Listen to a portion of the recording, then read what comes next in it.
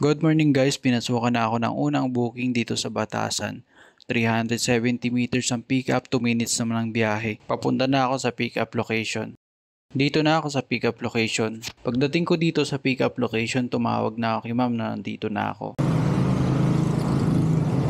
Paalis na kami dito sa Batasan, babiyahe na kami papuntang MRT 3 sa layong 9.5 kilometers, 25 minutes naman ang biyahe.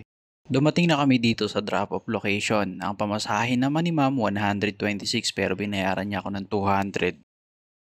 Pagkatapos kong ma-drop si ma'am wala na pumapasok na booking kaya naisipan kong lumipat ng ibang area baka sakaling doon may papasok. Kaya lumipat ako dito sa Del Monte Avenue. Malapit lang ito sa may West Avenue. Mga ilang minuto lang pinasukan ako ulit ng pangalawang booking. 460 meters ang pick up, 2 minutes naman ang biyahe. Papunta na ako sa pick up location. Pagdating ko dito sa pick up location, naghihintay na rin si ma'am.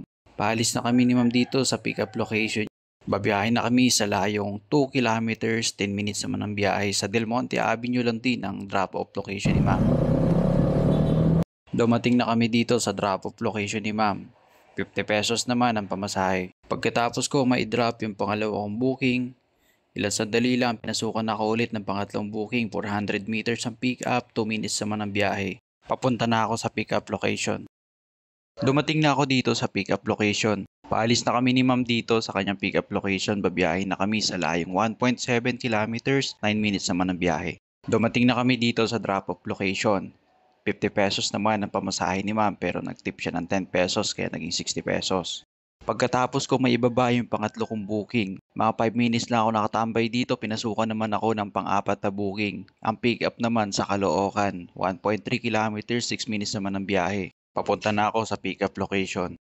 Dumating na ako dito sa pick up location. Pagdating ko nga dito, binayaran na kaagad ako ni Sir, 169 naman ang pamasahe. Paalis na kami ni Sir dito sa Caloocan, babiyahe na kami papuntang Jollibee, Commonwealth sa layong 12.3 kilometers, 35 minutes naman ang biyahe. Na-drop ko na si Sir dito sa Jollibee, Commonwealth. Habang naghihintay ako ng booking dito sa Shell Commonwealth, malapit lang to dito sa Jollibee kung saan ako naghatid kanina. Pinasukan naman ako ng booking, ang pick up dito lang din sa Jollibee. Papunta naman si ma'am sa Welcome Libis. Pinalo ko na rin si ma'am ng hairnet at inabot ko na rin yung helmet. Paalis na kami dito sa Jollibee Commonwealth. Babiyahe na kami papuntang Welcome Libis sa layong 16 kilometers, 32 minutes naman ang biyahe. Dumating na kami dito sa Welcome Libis, mabuti na nga lang at hindi masyadong traffic.